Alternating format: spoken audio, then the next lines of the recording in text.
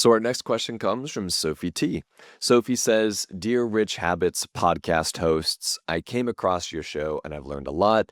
Thank you. I would like to know how you decide whether to sell a mortgage-free home that has significantly increased in value, or if I should rent it out for a few years, maybe consider it a 1031 exchange, or just simply keep it and live inside of it. My single W-2 job pays me $60,000 a year. I could retire in the next 1 or 2 years, and in retirement, I envision splitting my time between 3 different states throughout the year. I own a mortgage-free home with $1 million in gains. $1 million is in my IRA/457B. I have $400K in my Roth IRA. I have $120K in a brokerage account, and my annual expenses are about $70,000 a year. Thank you so much, Sophie. Wonderful situation to be in, Sophie. Congratulations on being a net worth millionaire. Very well deserved. I have no idea how old you are, but you did say that you could retire in the next couple of years, so I'm going to say you might be in your 50s or 60s. Here's the framework I would use, just so we're on the same page. What it means to retire, again, is that your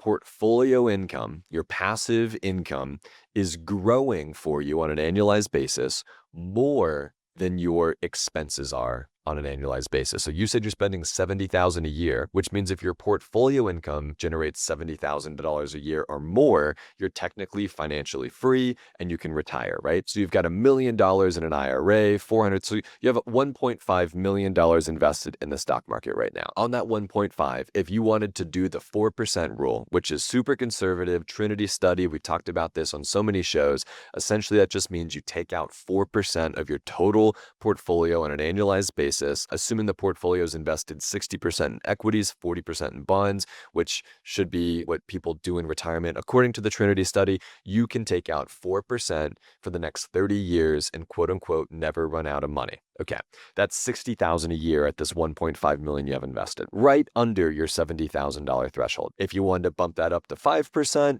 now you're there, you're going to be fine. You can do that, 70,000 expenses. In my humble opinion, I think people make the mistake of retiring with a mortgage. I don't think that people should retire having a $2,800 a month payment every single month that they're going to keep around for the next 15, 20 years because they've got another 22 years on their mortgage. Like, while also having $2 million invested or so much equity in the home that it's like, well, why don't you just sell the home, use some of that, go buy something that's like reasonable for you in retirement and do that instead. So my framework is as follows. 1, am I retired? And if yes, probably not going to have a mortgage. Is it the most financially advantageous way to live? Maybe not. Is it the most secure way to live in retirement? Yes, no one's ever going to kick you out of your house. Another framework to think about is like, okay, what is my opportunity cost of having this mortgage? And do I need the money if this was invested elsewhere to supplement my life? So for example, of this $1 million, let's say that you sold it for $1 million, you took $500,000, use that to go buy your next home that you lived in. If it was a condo, if it was, something going on over there, you put the other $500,000 in the markets at that same 4% that we talked about, that's $20,000 a year of buying power, right? So that could get you theoretically from that $60,000 a year to $80,000 a year while following the 4% rule. So if you need that, maybe you need that. Maybe you don't. Again, I'm not too sure what's going on here with your own situation, but that's how I'd approach it. I would think about, okay, how much money do I need? Do I have a nest egg that can help me generate that money? And then, think about it like this too, Sophie, which is really important. If you had a mortgage, how much now of that $70,000 in annual expenses will increase, right? If you had a $3,000 a month mortgage, that $70,000 is now $106,000, right? So now your whole financial situation's out of whack with your nest egg and the 4% rule. You need much more invested, right? Like you just have to figure out like, where's that sort of sweet spot between I've got a lot of equity, I don't have a mortgage, I'm happy, I'm retired, I'm hanging out, versus I need a larger nest egg, I need more portfolio income, I need to figure out how to split up this $1 million in gains. Again, if I were you, I would probably hang out with the $1 million house if you like living there and it's like, you want to retire there. Like everyone has their own personal preferences. That's amazing. You have a big enough portfolio, in my opinion, to supplement the $70,000 a year. But if you did need more money, I would sell the house, use half of it to go buy something perfect that you like. The other half could go and get invested and generate about another $20,000 a year of income for you. That was an incredible breakdown. And I'm going to add a little bit more to it, because I'm doing almost exactly the same thing. I have a smaller house that I downsized to in Ohio, which I own free and clear. I have my place here in Florida, and then I'm also looking at a third place in Idaho where we're building a lot of real estate. So in my opinion, I think everything Austin said is spot on. The only thing I would consider, because you're still going to have some taxes, is maybe you downsize the $1 million home, use a 1031 exchange like you alluded to. That way it will reduce some of your tax burden. Take some of that money, downsize to a $500,000 home. You'll have some money to work with.